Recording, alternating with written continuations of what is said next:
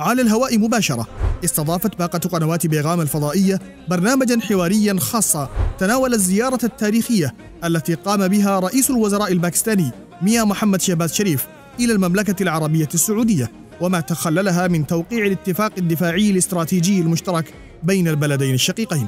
شارك في البرنامج نخبة من الشخصيات العلمية والسياسية البارزة: معالي الشيخ الدكتور حافظ عبد الكريم، الرئيس العام لجمعية أهل الحديث المركزية باكستان وعضو مجلس الشيوخ الباكستاني. نرحب بهذه المعاهدة التي تمت بين المملكة العربية السعودية وبين حكومة باكستان، الدفاع المشترك فيما بينهما، فنحن نرحب بهذه الاتفاقية والمعاهدة، ونشكر حكومة خادم الحرمين الشريفين الملك سلمان بن عبد العزيز وولي عهده الأمير محمد بن سلمان بن عبد العزيز حفظهم الله تعالى، ونشكر أيضا حكومة باكستان والجيش الباكستاني لأنه كلف بالدفاع عن المملكة العربية السعودية، وهذا ليس فقط تكليف إنما هو تشريف للجيش الباكستاني وللشعب الباكستاني وللحكومة الباكستانية.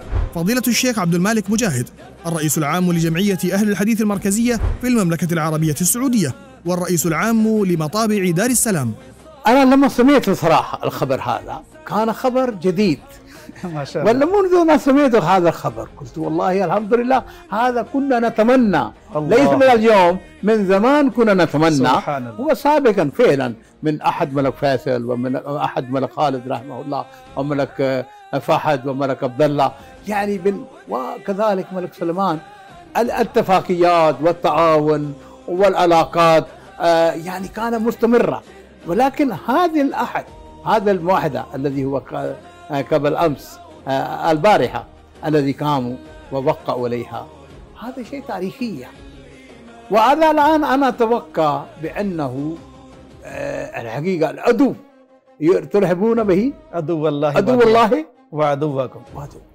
هذا هو الشيء بإذن الله تعالى. النتائج هذه إن شاء الله سيكون مستمرة ومشرفة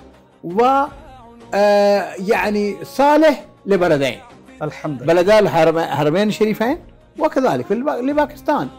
لكن أنا أتصور شخصيا بأنه جميع الباكستانيين وخاصة الجيش الباكستاني كلهم فيضان على الحرمين الشريفين، المكة والمدينة في قلوبنا.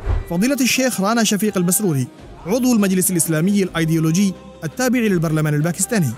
فضيلة الشيخ الدكتور عبد الغفور راشد، عضو المجلس الإسلامي الأيديولوجي التابع للبرلمان الباكستاني.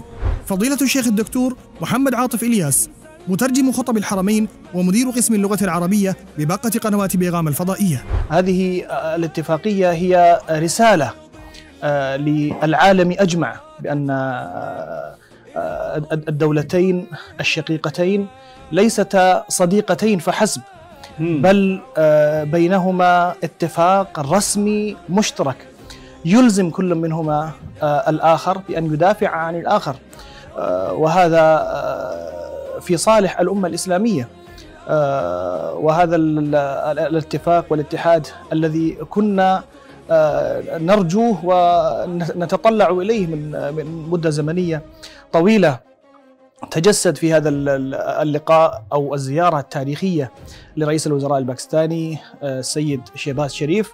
ونشكر حكومة المملكة العربية السعودية ممثلة في خادم الحرمين الشريفين الملك سلمان بن عبد العزيز وولي عهد الأمين رئيس الوزراء الأمير محمد بن سلمان بن عبد العزيز، نشكرهما على هذه الحفاوة التي رأيناها والاستقبال التاريخي العظيم المميز الذي رأيناه في الأيام الماضية إثر زيارة رئيس الوزراء الباكستاني. وخلال النقاش أكد الضيوف على أن هذا الاتفاق الدفاعي يمثل منعطفا تاريخيا في مسيرة العلاقات بين الرياض وإسلام آباد، حيث اعتبروا أن أي اعتداء على أي من الدولتين أصبح بمثابة اعتداء على الأخرى، وهو ما يرسل رسالة قوية إلى العالم أجمع بأن الأمة الإسلامية قادرة على حماية مصالحها ووحدتها.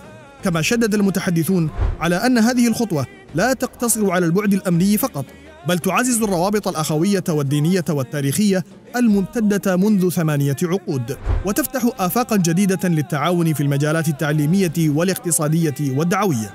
واختتم البرنامج برسالة جامعة مفادها أن الوحدة الاستراتيجية بين المملكة العربية السعودية وجمهورية باكستان الإسلامية تمثل درعا حصينا للأمة الإسلامية وخطوة مباركة في سبيل تعزيز الأمن والاستقرار في المنطقة والعالم.